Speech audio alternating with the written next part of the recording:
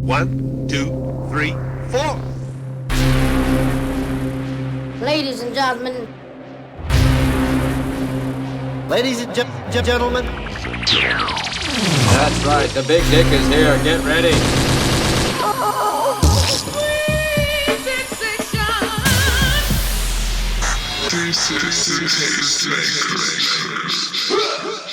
May we start? Welcome back to another Tasty Tuesdays talk. I am Zbrah, and today I welcome founder of KiConscious, Michael Nicklin. Hi, Z. How you doing? I'm doing fantastic. It is such a pleasure to be here. I'm glad you're here. I was trying not to say the consciousness. That's good. It's a popular thing to say, though. Yeah. How are you doing today?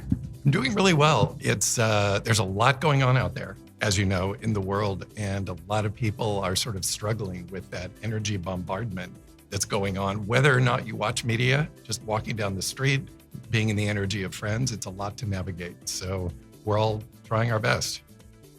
So that energy you're talking about, it's related to KiConscious. You want to just run down the energy part since you brought it up? Sure. Well, the name KiConscious is basically being present and aware of life force energy. Life force energy is ki or chi. I went with the K for ki because that's the Japanese pronunciation of it. And I have a background in Reiki, which is rooted in Japan. So I sort of went with the Japanese version. But whether you refer to it as ki or chi, it is life force energy. And then the conscious part is remaining conscious of that, because quite often we lose sight of all that's available around us as well as within us. We often focus on what's within us, but the energy that is around us has a tremendous impact on us as well. And particularly now with everything that's going on. So give me a few examples. The midterm political race is one of the many things that is really set up to divide as opposed to unite. So we have opposing forces, i.e. if you think of the yin and yang symbol, basically that line down the middle of the symbol is where those two meet, where harmony is achieved. And everything surrounding our political system or our democracy is really set up to divide and sort of push energies away from that center line over into the what I'll call the light and the dark side. And I'm not referring to either party as light and dark side, but the polarities, the opposite sides. So the first thing that came to mind, because we just sort of are in the aftermath of it, not completely over.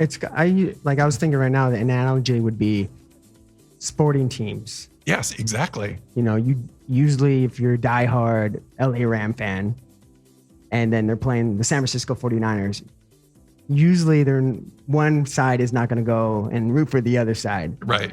So it's kind of this in that yin and yang, but there's never that balance between sports because everyone wants to go at each other's throats. Absolutely. Sports is another great analogy. And I think that when we choose a side of anything, and in your example, we're choosing the side of one sports team, I think the difference is leaving the game at the stadium when you leave.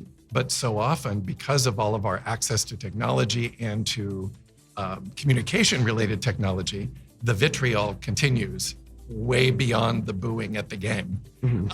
Exactly. You know, it isn't just applause when the team that we support scores a play.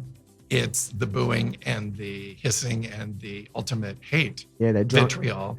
That's the drunk fan behind you. I only wish it was drunk fans. Yeah, it's pretty much a lot of fans now. Yeah. So that's another great example. And if you think of all the energy that's going on in that stadium, that's what I'm talking about in terms of the energy around us. It's hard to just shut it out. We become part of that energy. So we become the booers. We become the applauders. And same with the midterms. It got so bad with politics that I just couldn't even bring myself to watch the news on television or to listen to it each day because it became so divisive. I think a huge extent to that is that people are just so emotionally invested into their side. They have Yes. lost rationality. They've just gone off the deep end in a way where you can't have a civil conversation sometimes. I think, and politics is just got worse and worse Yeah. with people, and people just it's like a sporting team. They get more emotionally invested into their team. Yeah. And Drama sells. Yeah. And Well, it's very it's stirring the pot for more drama is what gets eyes and ears. yeah. And the toll that it takes on us, I think we forget. There are many aspects of politics that, we are their pawns on their chessboard, really. And the slogan should be, may the better manipulator win, because the more that we are manipulated into opposing sides of that yin-yang symbol instead of the middle, the more we're going to be frustrated at the other 50%. Yeah. So if you think of the yin-yang symbol being circular and half, it's not tipping to one side or the other. It's two halves of that whole, or two fan bases at the game of equal. If it's a home game, it may be a little more skewed to the home team, but being surrounded by all that energy is not just being surrounded by the half that you might agree with or that holds the same beliefs. It's all the energy. And that can feel like being in an emotional tug of war. So how would one be able to accept that other half? For someone that is using a lot of energy to reject. Oh, that's I love that. The energy of rejection. That's brilliant. I know. Because I just thought of that actually. That's really a brilliant thinker. I like that. That's why I'm sitting here. I think that the greatest challenge is that much of what many of us are being fed is, let me go to the expression that was really popular a few years ago and still is, the big lie. We all know what that means. I don't want to talk about it or mention names, but if someone has been lied to and they have embraced it as truth, so it becomes their truth, but it is not truth, uppercase truth, it is manufactured truth to manipulate, then our relationship with truth and true understanding is distorted. So I think education on a daily basis, reading both sides, reading data, and not reading data that is manufactured by a publicist, but data that is scientifically sound, that is accurate, is one of our only defenses against what is happening to us. Now, there are some ways to mitigate the impact of it, and that is a big part of what I do with KiConscious and in the modality, ways to help people recenter. More and more people are attempting to meditate. They're attempting to use pharmaceuticals to try to find a center ground or a more inner calm. Or even recreational. Sure. Yeah. Well, yes. Another phrase that just came to mind, recreational truth. That's really interesting. I'll have to pursue that. I'll have to write about that. Well, some of it, some of that stuff is becoming legalized. So sure. Yeah. I think, or turning into pharmaceutical in a way. I'm a big proponent of recreation in all its forms. I just am concerned about things that dull us cognitively as opposed to sharpening us cognitively, because when we are not fully present in the reality that surrounds us, we miss a lot of information. Now, there are there are cases to be made where imbibing in the recreational can help us connect more to our higher selves. I believe that is more illusion than reality. I believe because as a child, I began to hyper-connect with myself, and there was no alcohol or legal pharmaceuticals or anything else involved. It's a mental process that we can strive to achieve to be able to tap into that without needing to have the more profound ayahuasca experience, for example, or any of the others that are induced or catalyzed by anything outside us as opposed to within us. You mentioned the ayahuasca and the plant medicines, and they've become very popular, I would say, in the last few years. They've always been popular, right? I mean, you've been in this world. Yes. But Yeah, they've always been popular. They're just much now. more accessible. Yeah, mainstream now. Yes, yeah. Mainstream. And you hear about all these people, even celebrities doing, talking about it. What are your thoughts on plant medicines, and have you experienced plant medicines? Yes. I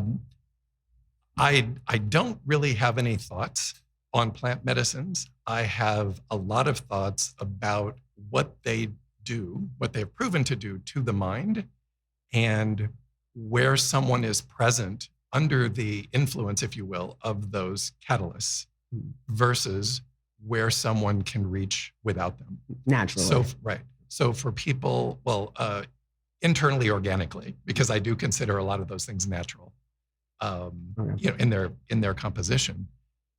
Thank you, forests. Mm-hmm. I just feel that in many cases, the sensory experience of those, in some cases, takes us somewhere else. And whenever we go somewhere else, fortunately or unfortunately, we have to come back, or we have to attempt to stay in that somewhere else. And then, of course, that becomes the definition of overusing or abusing, because we like where we are and we don't necessarily want to come back here. We're experiencing that just with the experiences of the metaverse and going into another world that is completely manufactured and is more pleasant to be in than here. The gaming world that people might feel is more pleasant than this one. So we're finding culturally more and more people wanting to escape from here. And yet we always have to come back because this is our base reality. It's interesting you mentioned the metaverse. I had some guests that we did a couple times and talked about the metaverse. I really enjoyed that show. First one or second one? You may probably don't know. I don't know which one. Yeah.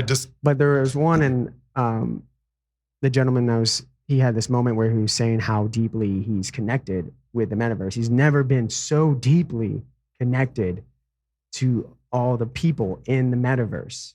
And he was explaining how he was alone in reality. Mm-hmm. And it wasn't like he was unhappy. He just said he was alone. He was just pursuing his dreams, music and all that. But when he found the metaverse, which he's developed this family, this huge community over the last couple of years, he kept on saying it. It's like, I'm deeply connected to everyone in the metaverse. And, I have to say that sends chills down my spine. From what you just said before, or? Yes. I mean, having studied cultural anthropology and psychology and group psychology, organizational psychology, and the impact of the external on the internal, just on a more superficial level a few years ago when we talked about, or when we read about the psychological meltdowns that were happening from people's social media personas, because that isn't who they are. That's all manufactured, and they're uncomfortable with who they are in quote unquote real life. Unfortunately, when we wake up in the morning and we go to sleep, we are not in the metaverse. We are in a bed, in an apartment we have to pay rent on, or a house that we pay rent on, or a mortgage, or all the responsibilities of the real world still exist. Yeah. So the more we check out of them, the harsher they feel when we come back. And that is what I spend quite a bit of time with clients on, is how to manage the world in which they reside. They don't need any help managing the world that they escape to. They know where to go to buy it. They know how to use it. They know how they feel when they're there, i.e. the metaverse. When a device is unplugged, the metaverse ceases to be accessible. Then what do? You sleep with it on. The old. Okay. Then you wake up and you're still in the metaverse. Yes. Until you have to come back from the metaverse to pay your actual rent, because you're also paying double rent. Yeah. You're paying your rent and your mortgage in the metaverse. Yeah. You're spending money on virtual clothing, on virtual experiences, virtual performances. But the people behind it are looking to find ways to monetize it. Absolutely. So if it's a job, then they're trying to make money. It's a business. Yes. So is politics. Yeah. So they're working hard to make money from us. So is the metaverse. Yeah. So are the growers. Yeah. It's the huge intersection between art and business, basically. Would you say the metaverse is one of the newer things that has come into our reality that is taking people away? I think it's the newest, yes, and it's the buzziest. You see the sizzle reels, the commercials, the everything for that that commerce, and I'm going to call it commerce because that's really what it is. When I saw a television segment the other day about the real estate industry on the metaverse, and I about slid out of my chair.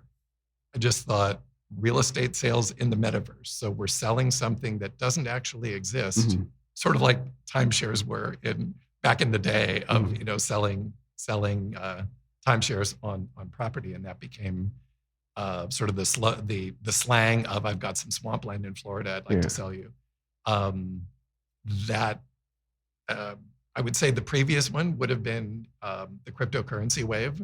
And I won't say wave in that it came and went, but when it became buzzy a few years ago, I would say that is where we are with the metaverse now in terms of its buzziness. Okay. So let's talk more about KiConsciousness. KiConscious. And your clients and what you do exactly. Since we talked about it a lot briefly, but let's talk about it a little bit more and tell me more about that. Okay. What you would actually see if you were an observer in my space or on the Zoom call. I really do like to do in-person work. We all had to learn to work over Zoom, and in some cases, it's just not possible to make myself accessible to a client in Europe or in Canada without Zoom. Unless they fly me there. That does happen, but that does not make it widely accessible. Picture me sitting at the desk or in the chair and someone sitting across from me and me asking questions and them answering and then me interpreting and reacting. The difference between what I do and therapy, because it's not therapy, I'm not a licensed therapist, I'm not a licensed psychologist, is that I don't just ask questions for self-discovery and write it down. I react to it. So if something is disturbing to me, I will drill down. If something does not ring as true to me, as uppercase truth, not just a version of truth, I will challenge that and see how that's received. In many cases, part of that conversation is me trying to find ways to lower barriers or trying to find a doorway in when the door is locked. And the tools that I use for that, I work with crystals. I am a tarot reader and teacher, so I'll occasionally work with tarot cards. I'll work with sound. I'll work with guided meditation to help the client reach a place during the session that is calmer and creates more of a feeling of trust so that they will let me in. And when I say let me in, I often channel during sessions. I actually had one client who explained to me what happens to my face when I'm channeling during the session. Channeling spirits? Or channeling conscious energy. Oh, energy. Okay. Might be spirits. Okay. And if it is spirits, it might be their guides. It might be my guides. It might be information from the Akashic records or somewhere out in the atmosphere, if you will. And we don't know where the source, I don't know what the source is. In some cases, I have to do sort of my own fact check to make sure that the information that's coming in isn't biased or isn't designed to trick me or to trick them. Because I don't know if it's my team, my people, or their people. Okay. And sometimes their people are designed to keep the trickery going, if you will. Right. So I'm not afraid to use the word spirits. It's just that there are a lot of energetic elements that aren't necessarily spirits. Just that are out there. They're just out and about. Vibration. We'll say vibrations. Okay. And tapping into a certain frequency. It's almost like turning a dial on an old radio and trying to get a certain channel.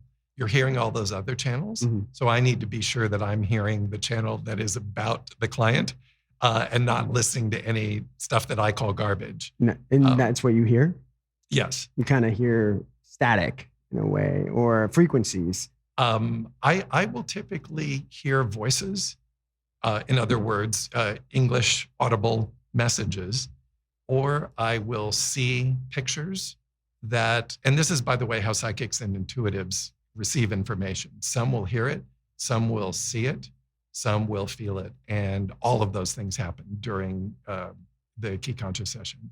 That's why actually behind the person that I'm speaking to is always a plain wall. And sometimes I'll be staring beyond them and looking at the wall. And that's because I'll sometimes see images on the wall, almost like a psychic would use a black mirror or another reflective object.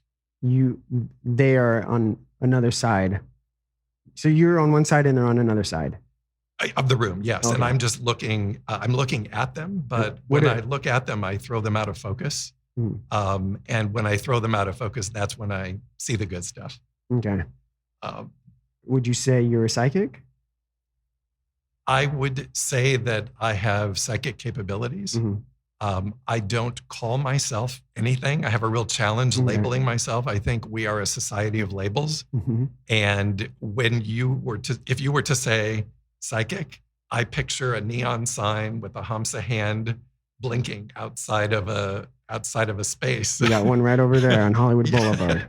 Oh, yes. So, we have a blue marquee that says the word psychic in uppercase letters. Doesn't get any more. Right, yeah.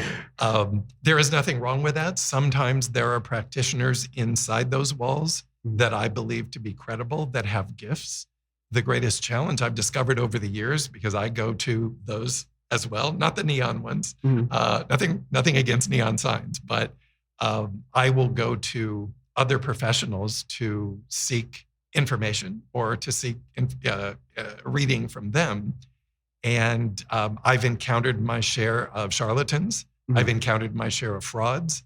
And I've mostly encountered people who, when they seek to monetize their abilities and they overschedule themselves, it is, in my opinion, virtually impossible to rapidly connect with spirit for a 27-minute window in a 30-minute reading and have the energy flow freely back to back 6-8 clients a day. It just is not a physical, mental, or cognitive possibility, and yet the show must go on. Yeah. So it's challenging to wade through that sometimes. So if you were standing outside this psychic, just outside. I feel bad that we're going to pick on them. But if we're standing right outside that psychic shop, is it a shop? Store? I suppose it is. Yeah. I call it a storefront. Storefront. Who knows what goes on inside? Could you feel the energy, the vibrations? No. From the outside? No. It isn't that those locations are an energetic storehouse. They might be. I mean, I had someone, a regular client, who said, "Are you aware that when I come over, as I approach the KiConscious space, from the time I come through the gate, I start to feel an energy shift." And I was proud of them for being conscious of energy shifts around them, because that's really what the whole purpose of KiConscious is. But also, I thought, I don't know what it is. It might be the previous client, as I do sage after every client to try to neutralize the energies. Could be my energy, or it could be that there's about 300 crystals in the space and a lot of aromatherapy oils. So I have no idea what impacts another person's perception of energy. So if you walk across the street and you stand outside there, I can't predict that you're going to be feeling something in particular, but it's probably not going to be the energy of the person sitting behind the crystal ball. Okay. So if you don't feel anything, it's fraud. No, definitely not. Okay. No. I get it in a vision when someone's doing this, it's kind of like someone off like the X-Men, like when the mutants, and when they use a lot of their superpower, their mutant power, they're drained. They have nothing left. Is it something like that? In a way, like when you have a session, say it's taking a lot of energy and it's long, over a few hours, you feel drained and you felt like mentally and physically drained?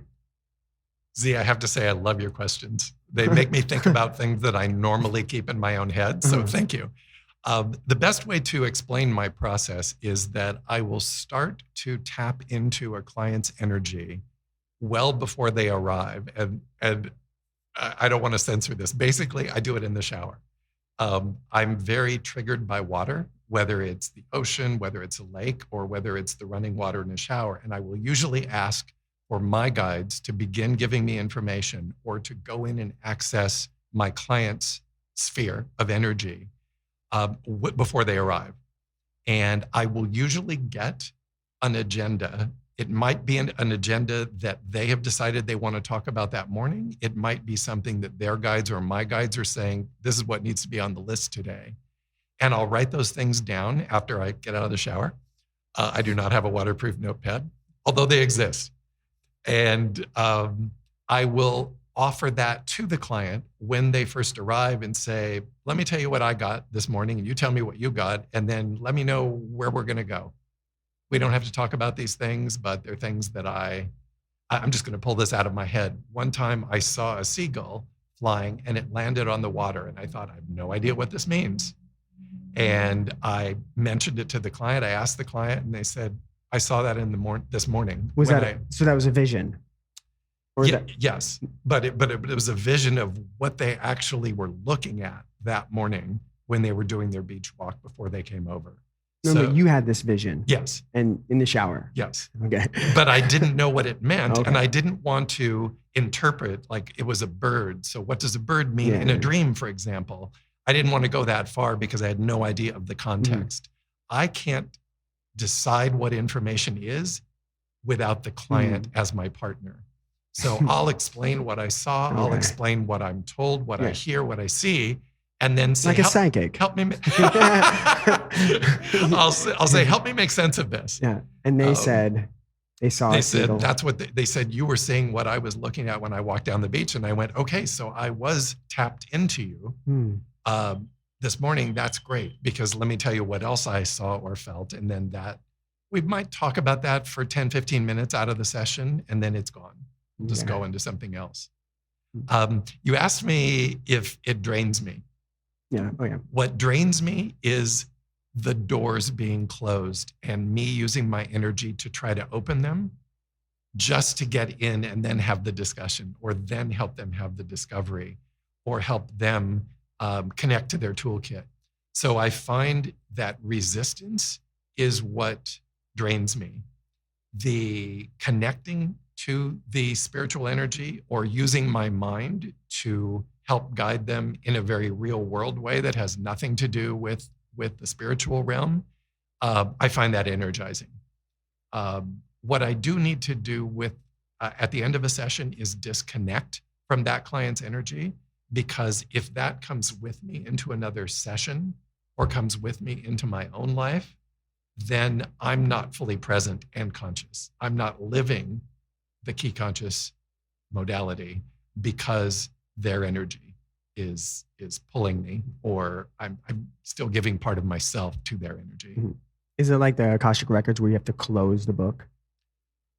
Like after, that's what my experience was. They had to close the records after the session. That closing ritual is something that I think all of us as energetic or spiritual practitioners do. Even it's religion. Just to cut the energy cord. It's to end the sermon. Yeah. It's to finish or complete that. So, for example, when I am doing a Reiki session, and the way that I was trained in Reiki is to close and seal the session. So that's what I learned too when I took class for it. Same concept. Yeah. I think you'll find that across all. When I finish doing a tarot reading, I close the session and disconnect the energy cords. So it's a very polite way of saying we're done. Yeah. Or in the acting world, end scene. Yeah. I get what do you think on the scene? I was thinking for some reason it came up to me, the scene in Ghost. Which one? The one when he's speaking to the psychic. Oh, yes. Yeah. Is it Whoopi that takes over? The scene I usually think of is the pottery scene. I think that's immediately where my mind goes. Oh. It's like I wanted to enroll in pottery classes immediately when I saw that. The vision. But I envision that, in that scene and the spirit takes over and feels the spirit around. Right. Is it kind of like that? I mean, that's exaggeration, but I don't know if... Well, first of all, the only way that we can contextualize psychics is what is portrayed in the movies or on television or in our own life. So, and of course, movies are designed to be sensationalized visually because the visuals are often created. I have had, as I recall, he actually saw Whoopi in the room, if I'm not mistaken. Yeah, I believe so. And that is often referred to as seeing a ghost. Hence the movie. Right. I have had entities materialize and be a physical presence in a space with me. And it was life-changing for me. Okay. The first time it happened. Was this on a meditation? No, it was just like stopping by. I was sitting in bed as a teenager, reading a book before school. The temperature changed dramatically in my room, and I looked over, and there was a man standing at the door looking at me. And my rational mind said, the door is locked. I didn't hear anybody come in. This person is a bit translucent, but fully formed and recognizable to me. And I won't say what happened, but basically, I won't bore you with what happened, but basically I then had to accept that was real. I was awake. It was not my imagination. And it was almost as if the universe said, now go deal with that. You go figure that out now. Did you tell your parents? No, I didn't. Right. I was smart. I wasn't going to. The crazy child. Yeah, I actually didn't want to tell anyone that would be human and be normal and say, were you asleep? Were you on drugs? Were you drinking? And inundate me with questions based on cynicism or disbelief, because for me, it was just a fact. It was like saying, that's a silver car there outside the studio, and you looking and going, yeah, it's silver, or no, it's red. Well, to me, it's silver. Yeah. It reminds me when you said that with these spirits materializing is my experience with DMT and others that have experienced it. I've never experienced anything, seen the spirit world or anything. And I've only done a couple ceremonies, but the other people that, were doing it or have done it, whatever, many times, they're always saying, no, they explain it like that. They see these spirits and they're talking to me in this one language. And, it just reminded me of that, how people, they try to do the plant medicine to reach what you've reached just naturally. But obviously you have a gift. I don't know if I could just, practice and eventually do something like that, or could I? That's a great question. Yes, you could. And you are a very energetic and spiritual being. You specifically. No, zbrah. No, I'm saying you. Oh, okay. I was just thinking everybody. No? Yes, everyone has the potential to connect, but it requires, for example, being a great listener, internally and externally. You're a great listener. There are people that walk around metaphorically with their fingers in their ears humming so that they don't hear. For whatever reason, that is their choice, that's their journey, but they are not going to be as connected because they are trying to disconnect. They're trying not to be connected. You don't strike me as someone that tries to be disconnected. You are connecting with people via this show and every other aspect of your life. Yeah.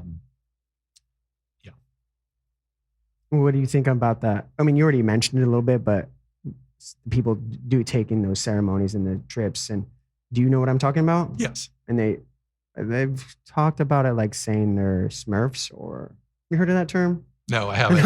I mean, I've heard of the term Smurfs, but probably not in the context that you're. Oh, I don't know. It's on deep into YouTube. Tell me, zbrah, what is a Smurf? No, something they call like these spiritual Smurfs or something. I'm not really sure, but people have seen they've materialized. That was just one example, but actual like physical. They almost look big, like big physical. Smurfs. Yeah, they are physical. They look like you said, kind of transparent and colorful, and they're like people. They actually think they're right there. So that's what I. What I like to. I'm not going to make any comment on the Smurfs, but No, I mean, I'm teasing. I'm teasing. Basically, I forget what they're called actually, but that reminded me of that. If we think of the ways that we can see sound, Mm-hmm. so looking at the screen and seeing the sound waves as an example, energy that's around us, entities are energy, and those energies often make sounds. So what we're trying to do in the Smurf world is trying to see energies. I don't do anything to see the energies except relax my mind and throw my eyes out of focus because I am tuned to that frequency. Mm. If someone believes that they need a substance to tune into that frequency and they are successful, who is anyone to judge what someone uses to calm themselves down, to become more focused? You know, I mean, it's everywhere. Mm-hmm. All of those tools. I believe personally that the more organically, and I don't mean plant-based, I just mean internally organically, we can work with our own minds to make those connections, the happier our bodies are going to be because we're not adding more chaos into our body chemically. Yeah, I agree with you. I mean, I'd rather do things organically. For me, and I think I've told you this, but it's more on the natural, like just experience things. I'll experience it. We'll see where it goes. And back in the 60s and 70s, the slang was going on a trip. Yeah, well, it still is. Would you rather go on a trip in your living room by imbibing something or get in your van and go to Yosemite? You know, there are two different kinds of trips. Yeah. Yeah. So you make the choice. You know, I'm KiConscious is here to help with the van trip, not the chemical trip. Yes. In fact, I have on the one of the best ways to get an insight into my philosophies is to go to the client page on KiConscious and read what my rules are before I will start working with you. And one of them is if you are taking any mood altering pharmaceuticals or products, I won't read you. Not because I judge those, but because of what it does to me when I tap into that modified consciousness or energy, it physically makes me ill. It's like if someone is drunk on alcohol, if you could go into their bodies and just feel that without taking alcohol and what that does to you. Some people have fun when they're drunk and other people become angry. Other people become very physically clumsy. Yeah. I call it the truth serum. Actually, a client called the KiConscious space truth serum. It wasn't directed at me. It wasn't directed. It was just like, this place is like truth serum. And it went great because it's about the person finding their truth, not about me finding their truth or telling them what truth is. It's finding that inner truth, that inner calm, that inner place that helps navigate what I'll call the real world or the tangible world, as opposed to the alternate worlds that we're susceptible to, like the world of social media, the world of the metaverse, the world of games. You've explained it briefly, but why would someone call you and give you a ring and like, hello, Michael, what can you do for me? The first thing I will say back is, let's figure out what you can do for you. That's how candid I am. I'm not really interested in selling anything to anyone. If it's the right combination, then magic will happen. And if it isn't, find a place that is. It might very well be that place with the purple front that says psychic in giant white letters across Hollywood Boulevard. Who knows? We're all looking for answers and we all find them in different places. I think that when someone reaches out, the first thing that I say is read everything on the website, go to KiConscious on Instagram or Facebook and read all the posts. There's a lot of free content there. explaining everything from what a sage candle can do to help your environment to what a particular crystal is for. And all of that is free. You just go and sort of go to that learning curve without buying anything. In terms of what it's like to experience it, as I said, it's like coming once a week for 2 hours to have a conversation. And in that conversation, there will probably be self-discovery breakthroughs and a lot of homework. And that's what it's like. But in a session, like you said, it's not a therapy session. No. You are tapped into the energy world. Mine and theirs, hopefully. Yes. And what are you saying? What is coming out? I know you said you had visions and you had things already in mind, but during the course of the 2-hour session, what else? It just things are coming to you naturally? Or what are you trying to get from your client? I'm trying to get them to open the doors so that the information is accessible to themselves and me. And the way to do that, the way that I do that is through conversation. So I'll always tell them what I got, quote unquote, in the shower. I don't necessarily tell them it came to me in the shower. It sort of sounds weird to some people. But I will say, these are the things I got. What have you gotten from your higher self this week? Because I have them keep a notebook to write down any messages they receive throughout the week that they feel came from their higher self, didn't necessarily make sense, or what we might call profound thoughts. Like, wow, that was big. Why did that come in my head? Jot it down. We'll figure it out. Or I got this information in a dream. This is what the dream was. What do you think that meant? And rather than answering, because they can go on the internet and search dream interpretation and find out what the seagull meant, or what the snake meant, or anything that might appear in their dream, what I'll say is, how did it make you feel? Were you happy when you woke up? Were you concerned? Did you feel like you were in a dark place when you were dreaming? And we'll talk in general about the impact of dreams, because we all bring dream content into our day, whether it's subconsciously or consciously. I will probably ask in a strong, fast-moving session, I'll probably ask 50 or 60 questions during the 2 hours. There are times I've only asked 1 or 2, and the client will, in their answer, will just keep opening doors, opening doors, opening doors. I'll start seeing things, they'll start feeling things, and we'll make a lot of progress, because if they connect with that space within themselves, they're going to progressively learn how to do that on their own through the course of it happening. It's the way that we ride a bike. When we ride a bike incorrectly and we fall, our body says, don't do that again. This is what we need to do. It's almost like finding one's upright equilibrium, so you're not falling, stumbling, etc. And the more you do it and the more you recognize how that feels, the easier it becomes. Okay. And what type of clients contact you? I've found that most of the clients over the 6 or 7 years that I've been doing this particular combination of modalities, i.e. the Reiki, the crystals, the talk, all of those things combined, most of my clients, because I'm in Los Angeles, many of them are artists. They're musicians, poets, actors, in the fine artists. And the biggest challenge that they are having, if they are ascending in their, I'll call it real life careers, not their social media careers, but their real life careers, if the bridge hasn't been built between those two things, and they feel that they're on the precipice of something, like they're right on the edge of some sort of breakthrough, and they are intuitively or inherently feeling obstacles. Like, why am I getting so close time after time, but whatever it is, I'm doing air quotes, isn't happening?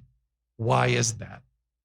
My answer always is that there are barriers inside you that are preventing it from happening now because you don't believe now is the right time. And there will be a time that I believe the universe will just stop delivering the opportunities if it has been told no time after time after time, or if someone is using their strength to keep, again, those doors closed instead of the doors being open. So I tend to find that clients seem to be guided to me in the modality where they feel that they are encountering obstacles internally, not the real world obstacles of racism, sexism, all of the other isms that are obstacles, or the glass ceiling, anything like that, but internal obstacles, internal messages, which are often of worthiness or fear of a loss of control. I'm not going to be able to control my life if it gets out of hand. And we all read the stories of what happens, for example, to young celebrities who suddenly become overnight successes, and hundreds of thousands, if not millions of people are energetically trying to pull from them, and they just weren't equipped for that. All they were interested in doing was create their music or create their art. And I found that the access to discovery on TikTok, on all forms of social media, where people who are looking for talented people and people who want to be quote unquote discovered can meet, and the process happens so much faster than it did in the past without those tools like TikTok or Instagram or YouTube or any of the others, particularly the live action visual mediums. So I tend to attract clients, or 99% of my work is referral. I would say one person a year just stumbles across the website or stumbles across KiConscious on Instagram at KiConscious and discovers me that way. It's usually someone saying, you know what, I feel intuitively that something's going on that's preventing you from breaking through. I know who you should call. And then they'll call. Okay. And if they say, XYZ told me to call you, I immediately know, no, I don't know, but I can suspect what their energy field is going to be like. Someone who admires my work is not going to send someone that's got a giant dark cloud around them that is going to take me 3 years to find the doorway. Or in another case, that they don't believe in what you do, right? Like, or you get people that are non-believers. I have, no, not generally, general non-believers. Because on the website, it explains what I do, and it mentions crystals and psychic. And so turn off. Quite often psychic, good. Yeah. Quite often psychics will say privately that they often will get people who clearly are there to try to debunk them.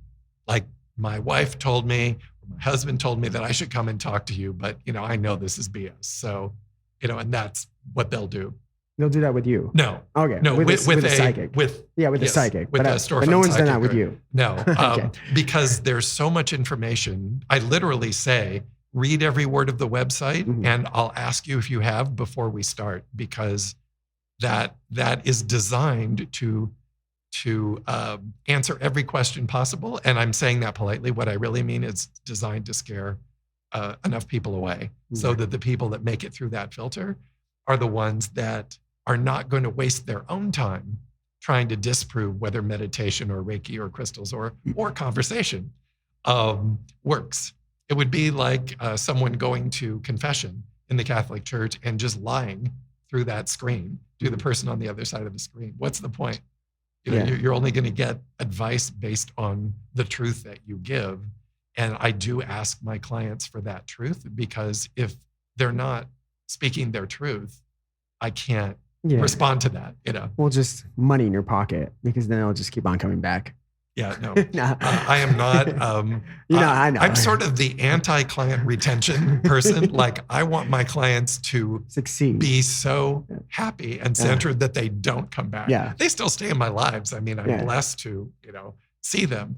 But no, I think there are a lot of practitioners that build their businesses around dependence or around upsell. Like, well, for another $100, I can ... Yeah. And that is not me. I don't do this for the money. Yeah. I do other things for money, and this is not one of them. I do this because it is a gift that I was born with, that I came to the planet with. And with that gift, I feel comes a tremendous amount of responsibility to A, honor it, and B, do something with it. And it took me many, many years to figure out what to do with it because I spent so many years hiding it. Mm-hmm. I've been an entrepreneur all my life. So I would walk in a boardroom to pitch an idea to people. And I used my psychic skills to assess the room, to read the room. But did I tell them what I was getting from each of them? No, it was my little secret. Yeah. And I thought, well, this is kind of an unfair playing field. I want to teach other people to read rooms energetically, to read other people energetically, to connect on that energetic level, which is what with another human being, which is what we all kind of live for, to have human connection. As you said, your friend has human connections in the metaverse, but doesn't have many of them in real life. So I shouldn't say real life, but in the grounded earthly life. We're all looking for it, and it depends on where we look for it and what we put out, the quality and the fulfillment of what we'll get back. Have you had any simple fixes? Like one session and massive breakthrough? Yes. In fact, there is one client testimonial on the website from a single session, two of them actually. One of them, interestingly, happened on the island of Ibiza, the Spanish island in the Balearic Islands. And a client found out that I was there. She was there living on a ship for a short time, a sailboat, a vessel. And we connected on social media while we were in the same town. And she said, I'd like to book a session. And I said, great, there's a coffee shop near the coffee and tea place near the water. Let's meet there for 2 hours. And the session was so profound for me as an experience. After about 10 minutes into the session and 3 questions that I was able to ask, I saw her energy leave her body and run out of the restaurant. She was so... It's negative energy. Or it was her fight or flight was triggered, and she decided to fly instead of fight. Okay. But her energy left, but her physical being stayed and decided to fight. It didn't come to blows, but I mean, and that was a remarkable experience that once she came back and realigned herself, I said, let me tell you what I saw. And she went, you're absolutely right. My brain checked out. I left because I did not want to go where you were taking me. And she said, now 20 minutes later, I'm back. I'm ready. Let's keep going. And we had shared breakthroughs. And she said that she had several breakthroughs. When she left, I thought I'll probably never see or hear from her again. And I haven't. And that's a beautiful thing. Nice. Whatever she did with it, I trust that that experience was so memorable for her that it will be integrated into her life. And very powerful woman, founder of a company, CEO, vice president of a multinational corporation, I would call a heavy hitter. Okay. And so her resistance was strong, and so was her breakthrough. Can you give me an example? I can't. No, it's confidential. If I client confidentiality. Yeah, that's paramount to me. So nothing that happens during those 2 hours is shared. Okay. Of course. I had to try. Good on you, mate. You explained a little bit, but these doors that we have shut on, like ourselves, it's some of it could be as very little. It could be like childhood trauma. It could be multitude of many things, correct? Absolutely. It can be past life trauma. It can be traumas that the soul brought with it when it entered the body at birth. I just said something that's a lot to unpack. No. I actually messaged you once about, did you know anyone that was a past life regression? A regression therapist. Therapist. And because I read one book, I forget the author, but it was 23 cases, and it talked about from young to old spirits. So, I mean, I know exactly what you're talking about. So yeah, and the tools that most of the regression therapists are Hypnotherapists. Yeah, So that's basically, exactly. hypnosis is the process that they use to access the person. What, in my opinion, makes a great therapist is how they help the client interpret the information that they got. Because it's all in the interpretation. If you are, and it's the same, if I see someone from a past life, an entity from a past life, by the way, I've seen one of yours. My job is then to figure out why we saw that and what the context is. And part of that would be, what part of that entity did you bring into this life? And did that bring with it gifts and challenges? Only gifts. And so when you said childhood trauma, I immediately thought of pre-birth trauma, as well as childhood trauma, the very tangible parts of childhood trauma, abandonment, abuse, all of those more tragic aspects. Sometimes just navigating childhood, if the soul feels disconnected from that environment, is challenging enough without any of the, uppercase, I call it abuses of childhood. Yeah, what came to mind was something that simple was, in this book, one of the cases was a woman had a neck pain, and it was just always giving her migraines. And when they tapped it, when the hypnosis, when she was under hypnosis, tapped into the past life, and the person that died, past life, broke their neck. That's a great example, because the physical manifestations in this life of something that happened in the past life can be a big part of that. And I think cell memory and soul memory are very interconnected, and the impact of the soul on the cells as well. So the soul meaning past life, and on the cellular level, what we're experiencing in this life. I learned that, I'll say the hard way. I learned it on the streets because I had a recurring fear. I was a motivational speaker for almost a decade. So I was often in front of audiences of 100 to 1,000 people. And I started having this irrational You're like a Tony Robbins. I'm just going to say no, but that just came to mind. Yeah. And nothing wrong with Tony and what he does. Just I was you're a motivational speaker. Usually promoting a different kind of message than Tony does. And it was not in the self-help arena. Okay. As a motivational speaker, I was hired to motivate people to perform more effectively, to sell more, more in business? More in business and less in the personal, which is why I stopped doing it. Because you want to work more with personal. Yes. Motivating people to deliver more for someone else while not being mindful of their own well-being, I was not willing to do anymore. It made me a lot of money. And it also, I started seeing the price that people were paying in feeling up and motivated and excited for about 24 hours and then going back to their reality and losing all of that motivation. It's like a quick fix. Yeah. And quite often, motivators are quick fixers.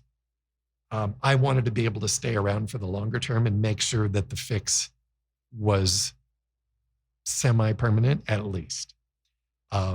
So early on, I started, when I was doing motivational speaking, having this, what I thought was an irrational fear of something that was going to happen while I was on stage. And I started seeing it very clearly, and it really concerned me. And I started becoming more and more fearful as I would walk toward the stage, because my first thought would be, what if this thing happens?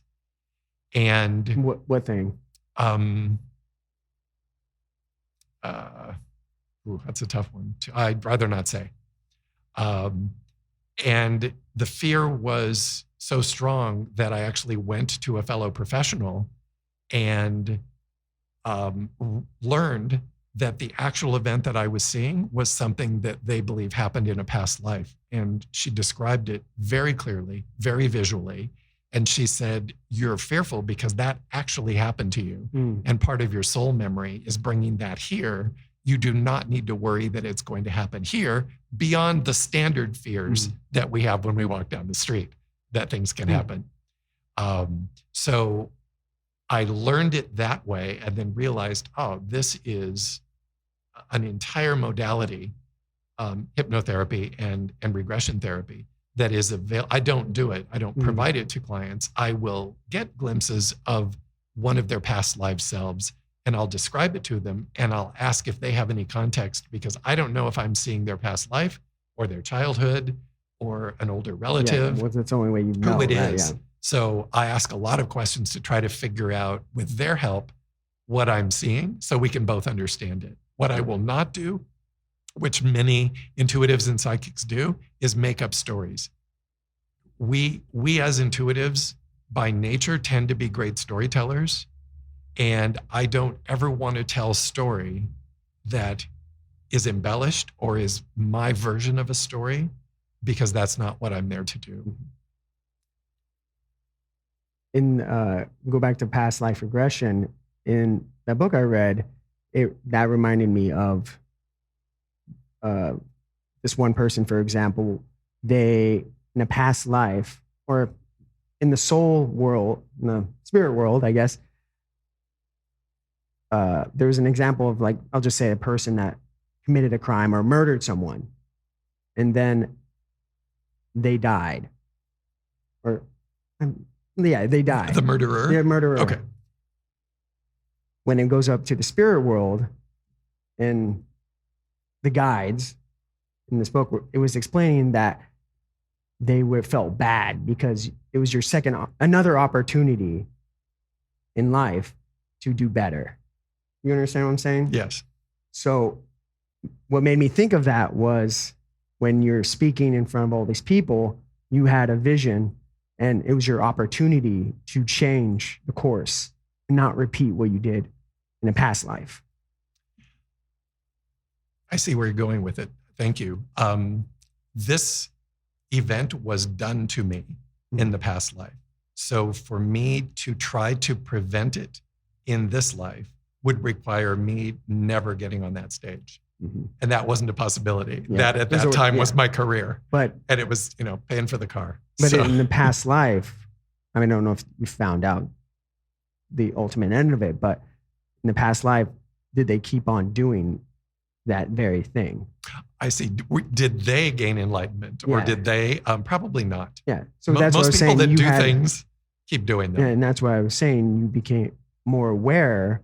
Therefore, you didn't go all the way and make the same mistake you did in your past life.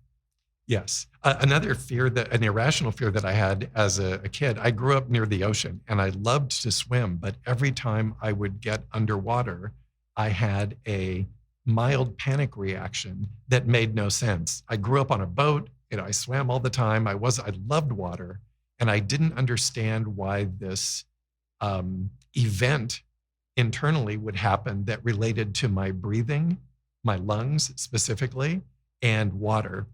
And it was another one of those mysteries that I couldn't solve on my own.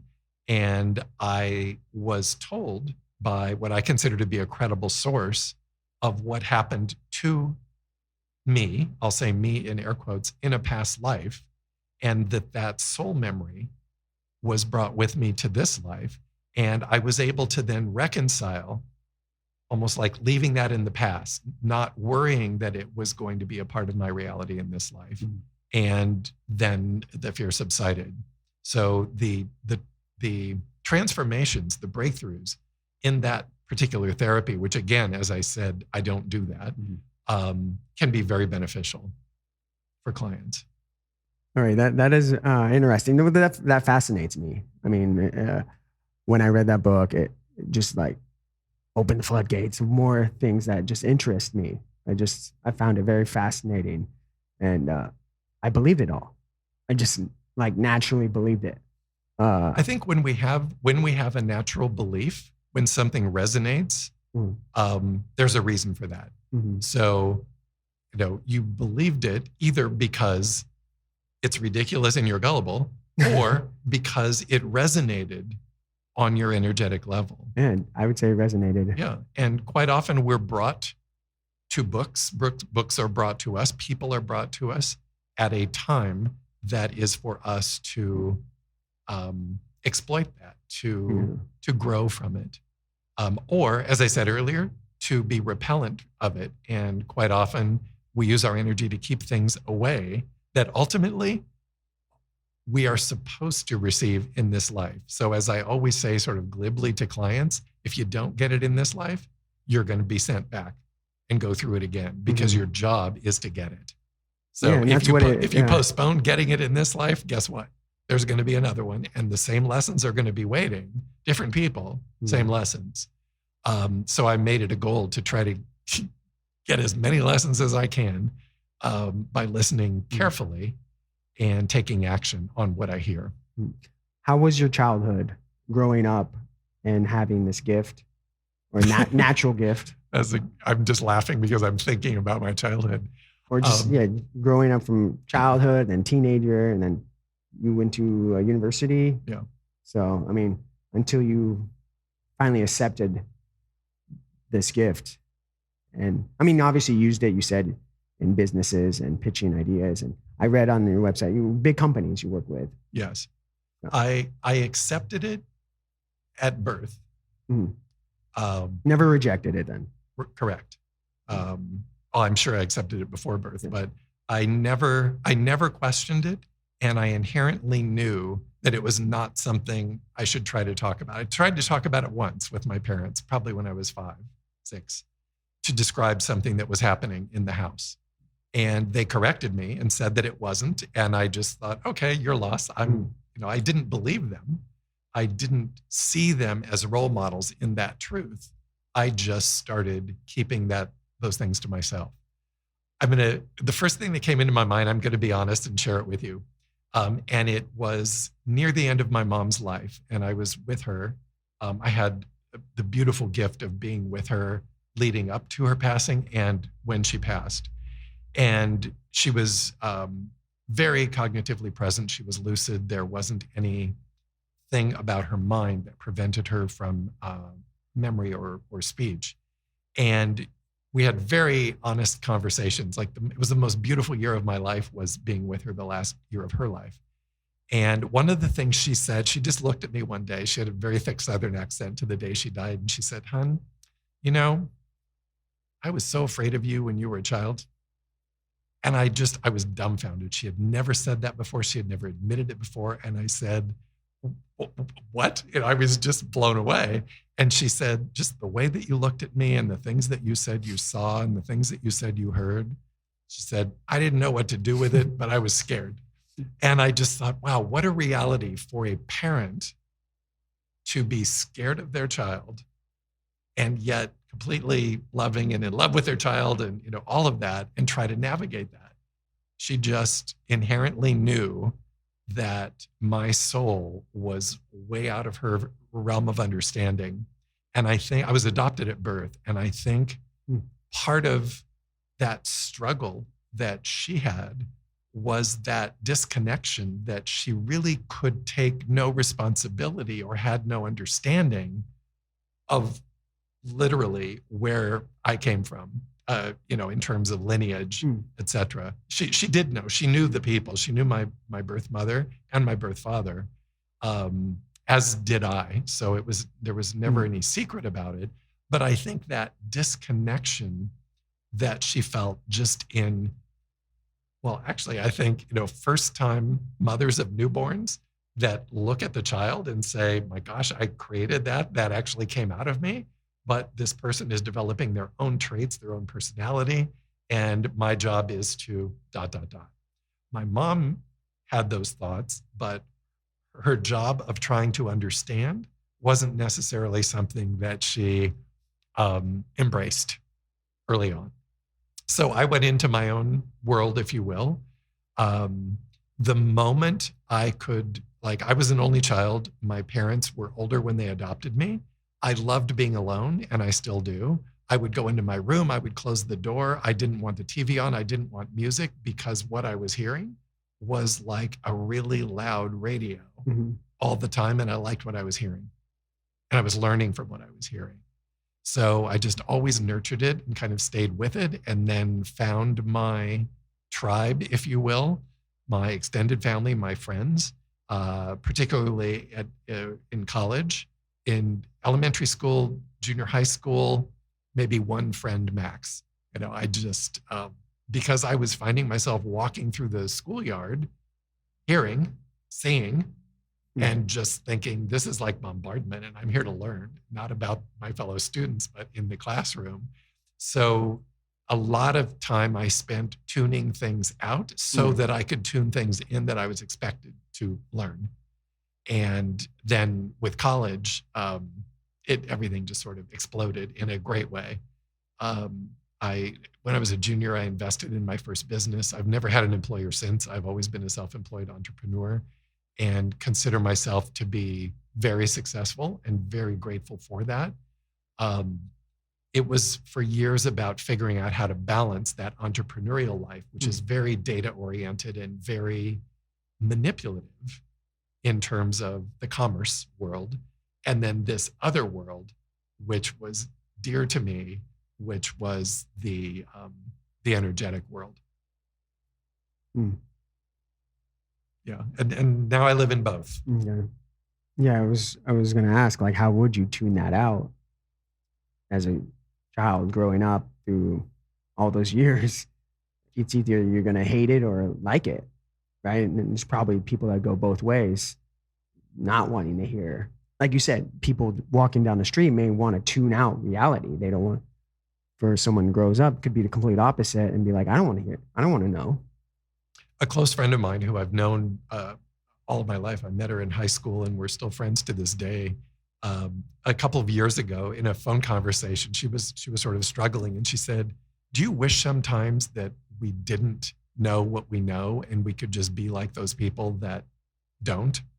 And I said, never. I wouldn't trade it for anything. Having said that, I was living alone with a cat, and she was married to her partner and had a child at home.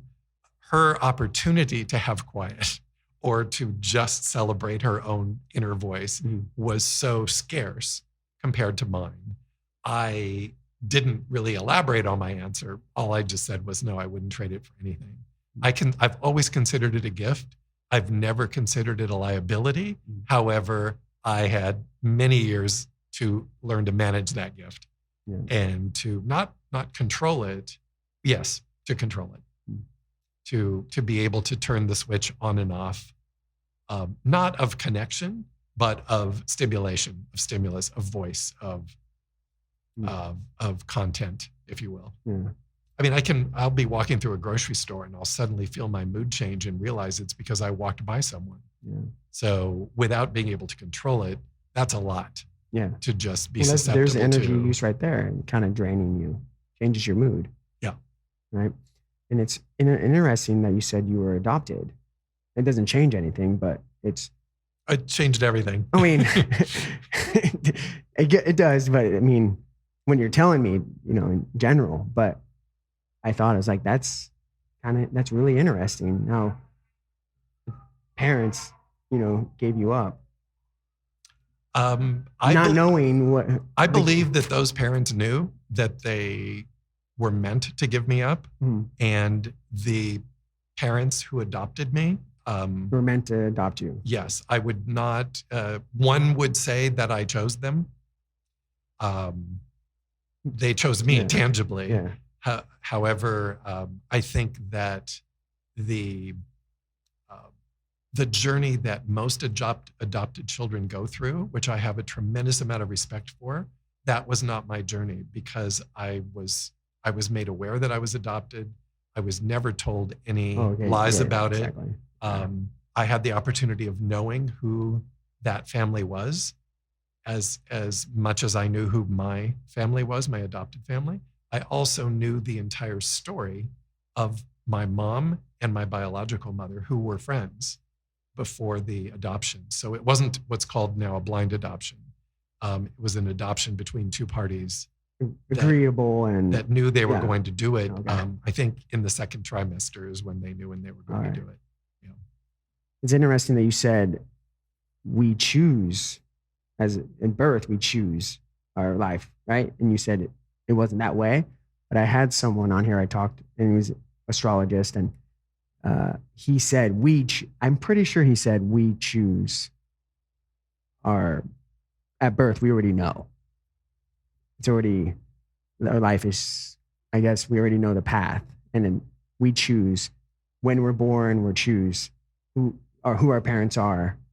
I'll say it in a little more technical way. I think we choose the family that is the most likely facilitator of the journey that we need to take, or we choose the family that needs us to help complete their journey. So you say that would be an accurate statement? Yes. Well, it's a statement that resonates with me. It's not up to me to label any philosophy as, I'm not, actually. I think they're very destructive. Yeah. If only the world were as simple as the labels that people try to put on one another. You know, it's not that simple. It's not like a census form. I've always been a firm believer since very young. I was like, if we were all just human beings, it would be a better place. Like we don't need, once we start putting labels on each other, it just never stops. And it's designed to categorize, and ultimately it separates. Yeah, it separates. It makes us believe there are more differences than similarities, and there are not. That's a fallacy. And it's a fallacy that either we create or is created for us to feel more powerful, to feel more special, to feel higher on the scale or higher on the pecking order. And no one is higher or lower on the pecking order. We're all here just trying to survive and thrive in whatever way we define that. I like that. I think we'll end on that. Beautiful. I was feeling that vibe too. Yes. Well, thank you, Michael Nicklin.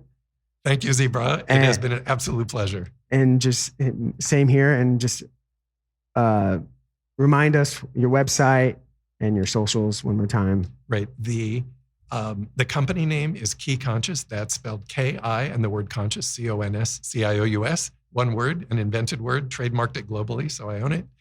And it's at KiConscious on social media, Facebook and Instagram. KiConscious.com is where the website resides. And my name is Michael Nicklin, Nicklin. I am at Michael Nicklin on social. I got it first. So Facebook, Instagram, you can find me. And I am the company. So it's all one big message. All righty. Thank you so much. Thank you. Thank you for coming. Thank you, Z.